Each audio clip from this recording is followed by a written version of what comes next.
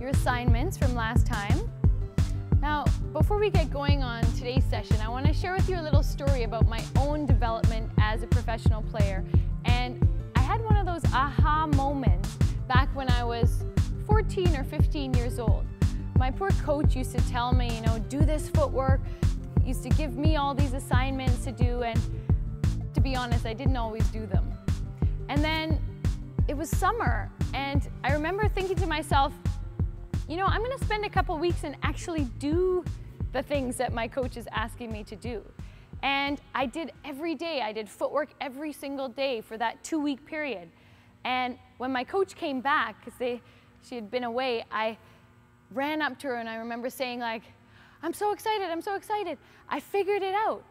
If I do the assignments and I practice, then I really get better. And my coach just went like this. Because of course, that's what she'd been trying to tell me for years. But finally the penny dropped. So if the penny hasn't dropped yet for you, please try it at least and you'll really see the improvement on the other side. So today what we're going to do is talk about front court offense, still on the forehand side, but now no longer focusing on the shots up tight at the net. Now we're going to talk about the shots coming into the mid-region of the court at the front, which I call the dead zone. So the dead zone, if you put your racket head in front of the short service line, and imagine that strip of area on either side, all along the front court, that is what I call the dead zone. And the reason I call it that is because this is the part of the court where the highest percentage of errors happen.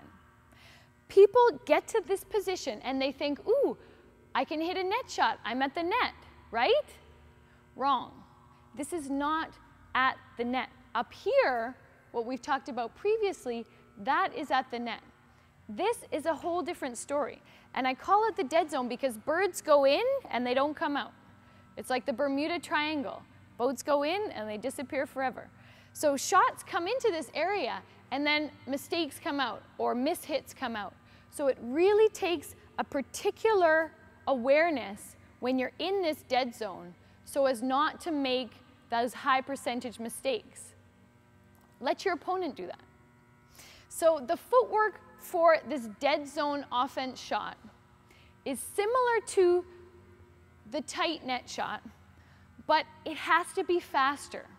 We're not going as far because the distance from the base to the dead zone is not as far, but what we gain in distance, we have to make up for in speed. We have to get out there even faster because the bird is coming faster to us. A slower shot will be landing closer to the net, but a faster shot is going to come further back. So to break it down, start with our prep jump. Again, we're dodging the bullet, making sure the racket is up and ready, but now instead of extending the racket outwards towards the front at the net, we extend the racket out towards the side. Now this is still an offensive shot, so we're still hitting it above our waist. We're not coming down here, that'll come later. So this is a shot that we're going to meet up in the shoulder range. So my first move is prep jump. I get solid spider pushes to crush those spiders under my feet, and I start again with the left step. But this time, I don't come far and cross over with my left step. There's just not time for that. Instead, I initiate a quick, small step, like this.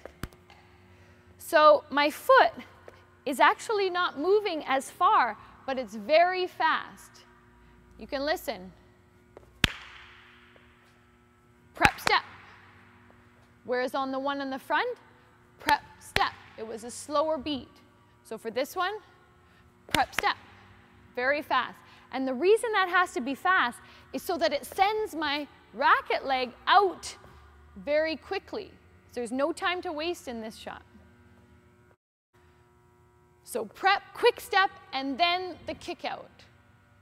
Now the kick out is still the same as we were doing to the front court, but this time, remember our marionette?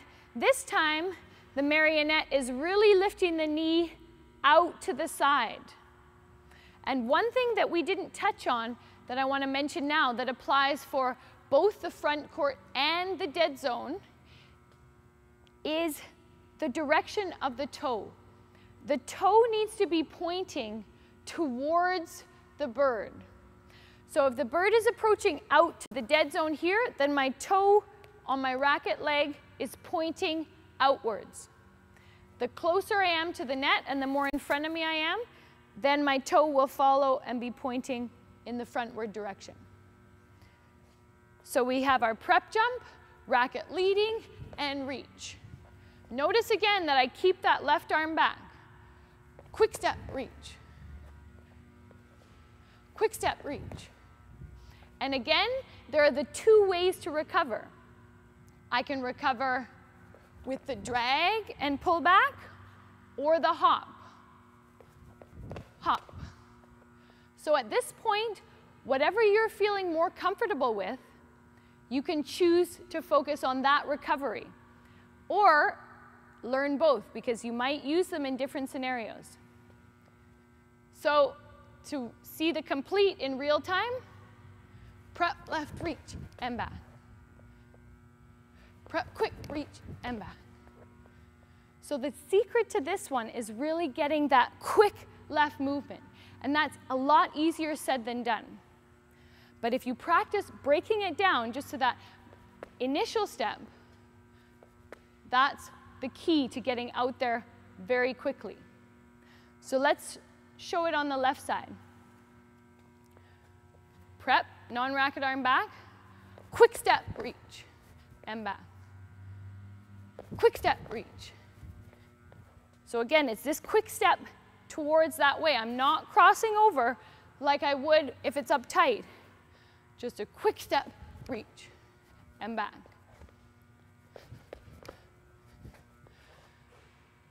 So there are two shots to hit from this position. Either at shoulder level, which is the more common, but there's also a higher up shot, which is in a more offensive position. So the footwork would be the same in that case, but my racket angle now would be more vertical with the racket head up high. This is common for the doubles and mixed scenario, moving out from the middle and intercepting the mid-court shot. So the footwork's the same. Still a prep, quick left, reach, and back.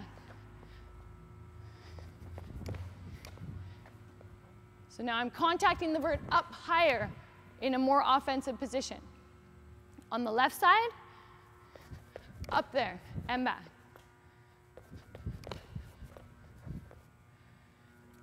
So the assignment for this session is going to be two parts.